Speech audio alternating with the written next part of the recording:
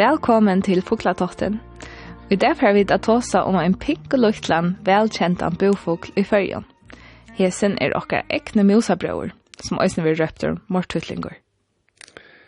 Nekka av det stortligaste vi har et fuglund til at man i Førjen kan sutja fuglar ur Nordamerika, fuglar ur Afrika, fuglar ur Siberia og Asia.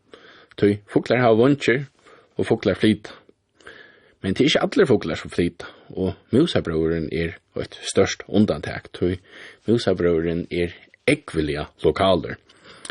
Det er såleis at musabrøveren i Førjen har ment seg til et helt særstakt undesle. Så musabrøveren i Førjen finnes ikke ærestande.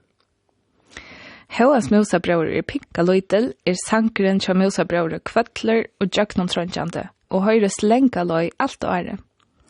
Musabrøver næst minste bofugler og i Førjen. Bæra tøytlingskonkur minne, og han også minste fugler i Europa.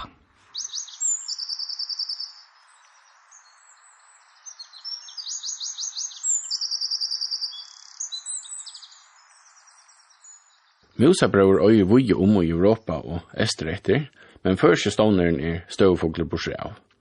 Norraste ståner i Europa flytta sur etter av vetre. Musabrøver øyer i skauen og lunden og i Førjen øyren og i bygden og økje og i henen. Musabrøver rettlige speker, men han kan kjøttkasta kvarv i seg. Han eter små liadur til dem søydkoppar og klukker, små fiskar, spørlapatter, froskdur, ber og fre. Musabrøver en løytel bruner fugler. Veli stort og runta, og han kjent ved at Veli ofta podjar bort opp etter. Og han stort av vanger og fløyer ikke lenger tøyner. Musabrøver røyrast ofta i Hotsjøsson og Tjattlon her han bytter stå røyer over flere år. Bøva versper i april-mai, og vanlige teler en orst 5-8 egg. Men en bøva kan verspa helt opp i 16 egg.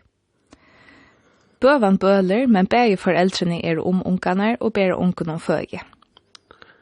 Stått litt at musabrøver av gamlun hetlenske måler var røpter sistemus, altså sisteren tja musene, lukka som vi drar på han musabrøver.